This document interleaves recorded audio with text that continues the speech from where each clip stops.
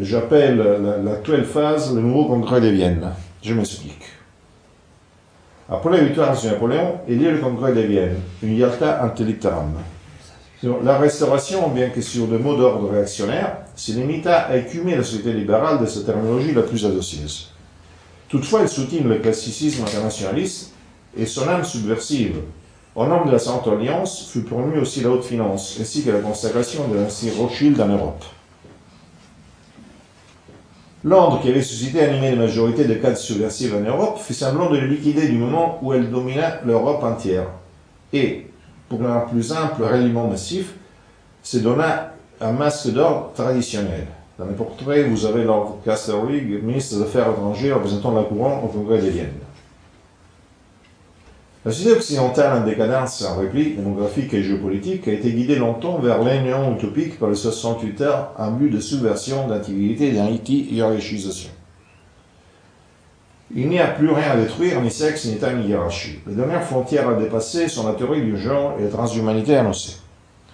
La transhumanité annoncée, c'est on a plein de tentatives qui sont marquées en petit dans les journaux. Il faut aller les chercher avec la loupe. Mais il y a la tentative de créer l'homme artificiel. Quand on dit l'homme artificiel, ils sont en train d'essayer de voir les possibilités même de faire des mélanges, ce sont des fous, entre le biologique et le cybernétique. Ils sont en train d'essayer une intelligence artificielle dans laquelle ils essayent de mettre une partie du cerveau.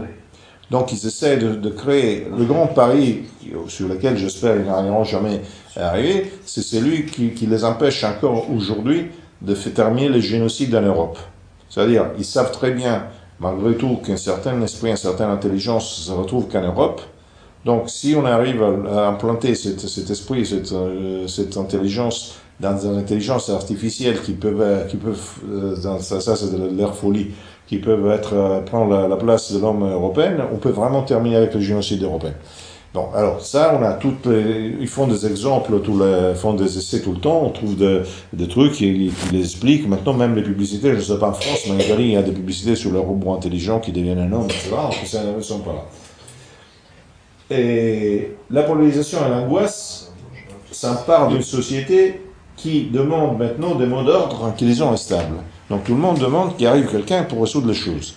Les gens ont peur de tout, ils s'autocensurent. Ils se disent toujours, je ne peux pas faire ça parce qu'on ne peut pas le faire, on ne peut pas le faire, on ne peut pas le faire. Donc, à fur et à mesure de dire, on ne peut pas le faire, on ne le fait pas. Puis on voit que quand les gens le font, ça dépend quoi, mais quand les gens le font, ça s'est fait. Mais les gens ne le font pas parce qu'ils s'attendent que quelqu'un les rassure. Bon. Alors, la subvention du bas est confiée du point de vue de l'existence du style de vie au nouveau trotskiste conscient ou inconscient de l'être. Qu'il s'agisse de l'organisation de Soros, de Podemos, de Grillo, des écolos, des gauchistes, on parle de la même chose. Donc, ils sont, comment dirais-je, presque des nostalgiques de 68. Dans une société qui est devenue beaucoup plus évoluée dans le pire, mais beaucoup plus réactionnaire dans la relation humaine. Parce que la société étant déréglée et atomisée, on est beaucoup plus dans l'individualisme. Donc, la logique qu'ils veulent imposer, sur laquelle ils sont en train de perdre, de la Clinton, etc., elle perd du poids parce qu'il n'y a plus de fascination. Mais il n'y a plus de fascination sur des hommes, des individus qui sont atomisés, pas qui sont organisés. Donc, ils sont dépassés, pour utiliser les mots de Trump, je dirais, ils sont obsolètes. Ils arrivent, mais ils travaillent encore, et beaucoup. La subversion du côté est confiée aux populistes et aux sceptiques. La démarche surnoise, on les agite contre les structures européennes en laissant croire que ces structures sont porteuses des virus mortifères, comme si les virus mortifères n'étaient pas précédents et n'étaient pas vivants malgré ceci. Alors qu'en se concentrant contre Bruxelles et Berlin, on ne s'attaque qu'à la surface et surtout ne participe d'une logique de sédition qui favorise le centre de pouvoir ex-européen dans la civilisation mondiale et notre soumission finale. Je m'explique.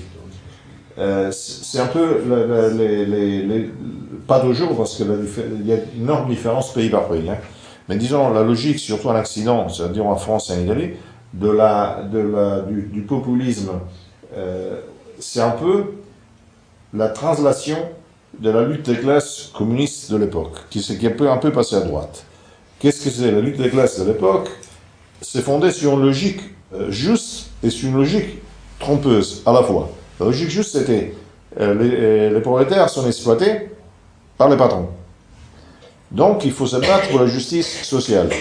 En même temps, ils étaient complètement dévoyés parce que les vrais patrons, c'est-à-dire les spéculateurs, les mettaient à se battre contre les industriels qui avaient bien raison d'être battus, parce qu'on n'a pas en discussion, personne ne met en discussion le fait que Bruxelles soit un endroit infernal, etc.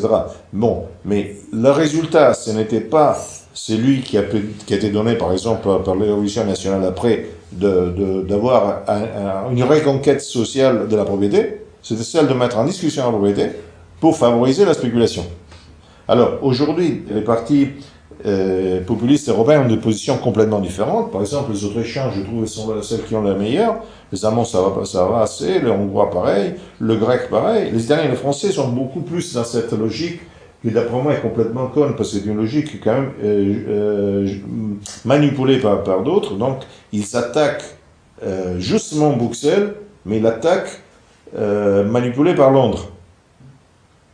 J'appelle ça comme subversion du côté. La subversion du haut est confiée aux nouveaux dirigeants, libres de chaînes psychologiques héritées de la subversion précédente, des animaux virils et brutaux dans leur efficacité des parvenus. Leur victoire sur les gauchos ne les rend pas différents d'eux par l'essentiel, sauf dans leur mépris pour le social, l'écologie et le formalisme.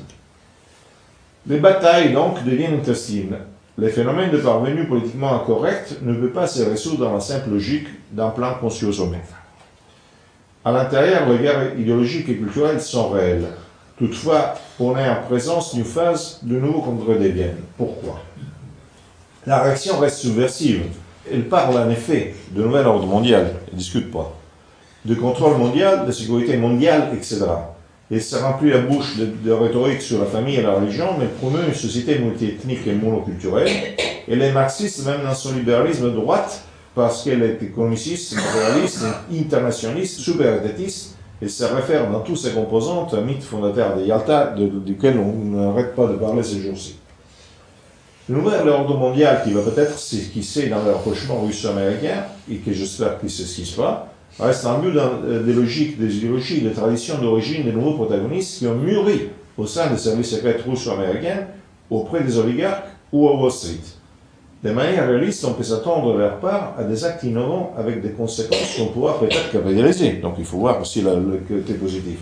Mais quiconque s'identifie à la logique de parvenu et espère que cela suffira à bouleverser la mondialisation perd du temps. Les mix libéral communistes, c'est quelque chose de certain et d'affirmé qui, dans l'actuel panorama mondial, ne trouve aucune alternative. Le libéralisme est partout et sa logique intrinsèquement communiste aussi. Même ceux qui ne s'en aperçoivent pas et peut-être se croient anticommunistes alors qu'ils ne font que mépriser les gauchistes. Et le communisme n'est pas tout à fait de gauche. Et même je pourrais dire qu'il peut-être il n'aime pas des gauches. C'est pourquoi il faut savoir reconnaître les réels de l'apparent et comprendre où on met les pieds, pour décider comment on se pose et vers quoi il faut essayer d'y aller. Si on a les idées claires au sujet de l'esprit dominant, des centrales du pouvoir, de la sociologie du pouvoir et des lois de la communication, alors on est en mesure d'être un sujet autonome accompli, de vivre parmi les autres son père, son âme et son identité, et enfin de marcher avec efficacité vers de buts réalistes et précis. Sur tout cela, je vous renvoie au cours déjà fourni et à ceux qui suivront. Et j'ajoute, je vous renvoie aussi aux phrases qu'il avait dit avant Lénine sur comment s'organise pour faire les choses, parce que c'est la méthodologie est une méthodologie, on peut appeler scientifique. Lénine n'a pas inventé, parce que c'est déjà l'Église qui l'a inventé, et puis c'est les jésuites, et puis c'est les sionistes, et puis c'est les formations, et puis c'est la logique opérationnelle d'une minorité agissante est toujours la même. Ceux qui ne l'ont pas peuvent être agissants ou peuvent être mineurs, mais ne sont pas une minorité agissante. Donc ça, c'est le grand problème que nous avons depuis longtemps dans le milieu nationaliste. Bon, voilà. Donc, je ne peux pas attendre les questions d'ailleurs, donc si vous en avez, vous faites un petit débat rapide, si vous voulez. Voilà, Anthony. Est-ce que cette méthodologie de combat dont vous venez de parler Donc vous dites qu'elle s'applique partout de la même façon à n'importe quel groupe. C'est ce que vous faisiez. Gagnant, Voilà. Mais vous avez aussi un jour notifié que quand finalement une machine se rationalise à l'extrême, elle perd son âme. Ouais. Donc ma question en fait c'est, est-ce que nous aussi, quand je dis nous, c'est les réseaux nationalistes, etc., on doit se soumettre en quelque sorte à cette méthodologie-là, ou est-ce que finalement on va avoir le même résultat à la fin? Est-ce que si on s'organise de la même façon que les minorités actives organisées, est-ce que finalement le résultat, finalement, est-ce qu'il sera différent, ou est-ce que... Voilà, donc en fait, ma question, elle se base sur la méthodologie. Bien sûr, si on parle que de la méthodologie, bon, parce qu'on ne parle pas de l'esprit. Alors, il y a deux choses qu'il faut dire, parce que sinon c'est évident que c'est pas le risque, c'est la certitude. Alors déjà, pour que ces choses-là soient gagnantes et soient efficaces, il faut que les gens le fassent avec un vrai hermétisme mystique. Donc, s'il n'y a pas un fanatisme mystique, ça devient un truc dans lequel, en fait, ça devient une routine et c'est la perte de l'âme. Deuxième élément, c'est que le risque, c'est d'imaginer qu'on puisse changer l'homme ou changer l'histoire ou changer quoi que ce soit. L'homme, il est là tous les jours. Et tous les jours, il doit vaincre sur lui-même. Et il n'y a pas d'héritage automatique. Si quelqu'un devient le roi Arthur, par exemple, il ne passe pas l'épée à son fils. Et s'il passait l'épée à son fils ne serait pas nécessairement son fils. C'est pas parce qu'il serait été le fils de quelqu'un d'autre, mais je veux dire, c'est pour nous entendre. Donc, d'un point de vue existentiel, philosophique, etc., chacun est ennemi de lui-même tous les jours. Et donc, il n'y a rien qui est acquis. Il n'y a jamais non plus de conquêtes dans l'histoire qui résoudent les choses. L'idéologie sur la messianique de l'histoire, c'est une idéologie utopique et absurde. Donc, c'est tous les jours. Et, de toute façon, avant tout, il faut être fanatique. Bon, ironiquement, c'est possible, le plus ironique possible, et le plus métaphysique possible, mais il faut être fanatique, mystique. Autrement, ça devient une machine dans la main de quelqu'un qui devient forcément anarchiste. Gabriel, la question de notre ami, en fait, t'amène peut-être à redéfinir pour ceux qui nous écoutent la notion d'évolo-léninisme que tu avais développée lors d'une émission de Méridien Zéro et sur laquelle tu étais revenu. Où justement, à la fois, tu intègres l'aspect pratique, la praxis donc de l'action d'une minorité agissante que nous voulons constituer, et d'autre part, l'éthique qui doit nous animer. Pourrais-tu un petit peu revenir là-dessus, je pense? Oui, c'est même plus que l'éthique, parce que voilà, c'est pas l'éthique. L'éthique, c'est...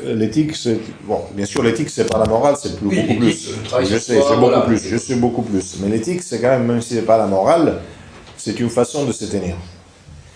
Et voilà, c'est pas qu'une façon de se tenir, c'est un regard métaphysique, détaché. C'est-à-dire, détaché, presque ironique. Il est en fait un gréco-romain d'origine sicilienne, donc il est un gréco-romain, qui voit les choses de façon métaphysique avec un détachement et même un sourire. Donc, si tu penses toujours... il faut être sérieux sans jamais se prendre au sérieux. Ce qui est l'inverse, c'est ce qu'on fait tout le temps. Et avoir une vision métaphysique des choses qu'on fait. À ce moment-là, la technique, bon, je dis léniniste parce que évo-léniniste, c'était très bien pour faire la prorogation. On aurait pu dire, on peut même mettre Santiago de Loyola ou je ne sais plus, limite Saint-Pierre. Je veux dire, parce que la méthodologie, pratiquement, c'est la même. C'est la question de reprendre justement les méthodes qui sont dans la conscience, parce que Lénine, il est évidemment très conscient du fait qu'il y a une minorité organisée qui a une vision du monde claire et qui est disposée à se desservir à cette vision du monde. Elle sait parfaitement que les mythes ou enfin les utopies égalitaires et démocratiques sont fausses. Que c'est toujours une histoire de minorité. Et comment les minorités peuvent agir. Alors il explique aussi la méthode. Alors, évidemment, il est subversif, parce qu'il explique comment on peut bien subvertir l'âme. Le Parti communiste soviétique, justement, aux années 20, a créé un comité pour la subversion du langage, qui a défini je ne sais plus combien de termes, au moins 100, je pense que c'est beaucoup plus, et comment le subvertir, changer de logique dans le langage commun, de façon de faire perdre les repères de l'Antiquité pour faire poser le repère du communisme actuel, vers le communisme actuel. Donc ça, c'est la logique qu'il a imposée. Alors là, par contre, ce que je vais faire, ce qu'on va faire, j'ai lancé là, il y a quelques jours, en 2017, on va le mettre en soi, créer un laboratoire avec des gens de différents pays, mais pas énormément, pas beaucoup de monde, sinon on n'arrive nulle part, pour faire la même chose, mais pas pour faire la même chose dans le même sens, et pour établir exactement ce qu'ils ont dit, qu'est-ce qu'il a été perverti, et trouver la façon efficace pour contourner cette perversion, pour remettre les mêmes concepts qui ont été détruits. Voilà. Donc la méthode, c'est à étudier, mais c'est pas à copier. Voilà. Donc, je veux dire, si l'idée c'était, maintenant, la subversion marche, donc nous allons faire une autre subversion, ça serait pas bon. Ah non. Justement, s'agissant du problème de la subversion, de la réponse à la subversion, c'est un peu ce qui s'est passé avec la stratégie de l'attention en Italie, où on a beaucoup de gens dans les réseaux néofascistes, nationalistes, qui ont cru lutter contre la subversion communiste réelle, mais en étant utilisés en fait par les mêmes forces qui avaient mis en place la subversion communiste. Donc on a l'impression que c'est un peu à peu près le même problème que pour Trump et Poutine maintenant, c'est que les gens ont un raisonnement hémiplégique, c'est-à-dire qu'ils ont accepté le raisonnement hémiplégique de l'ennemi, et que, comme tu dis, il n'y a pas le recul nécessaire pour dire, attention, en fait, ces deux forces prétendument antagonistes vont dans le même sens. Oui, non, mais je ne pense pas que c'est bon l'exemple, parce que là tu parles d'une situation comme en Grèce. En Grèce, si les gens te tirent dessus, tu tires, tu peux pas commencer à expliquer, et tu peux même tirer et dire vous êtes des imbéciles parce que vous sommes en train de faire ceci. C'est pas exactement là. Je pense que c'est pas exactement l'exemple. L'exemple, c'est si une technique peut marcher ou peut pas marcher. Alors, autre exemple. Le fameux exemple de l'entrisme, soi-disant entrisme. Les entristes et les anti-entristes. Alors, ce qui veut dire absolument rien, parce qu'il faut voir entrisme où, déjà, et entrisme pourquoi, et entrisme qui, dans quel but. Alors déjà, il y a des techniques, il faut comprendre les techniques. Pour moi, le meilleur entrisme, ça fait du dehors. Parce que ce sont des logiques d'équilibre de vases communicants. Donc, on arrive beaucoup plus facilement à avoir des entrées par un dehors qui ne soit pas, évidemment, un dehors antagoniste, parce que je commence à t'offenser toute la journée, puis il n'y aura pas après un jour de discussion. Mais bon, ça c'est une question technique.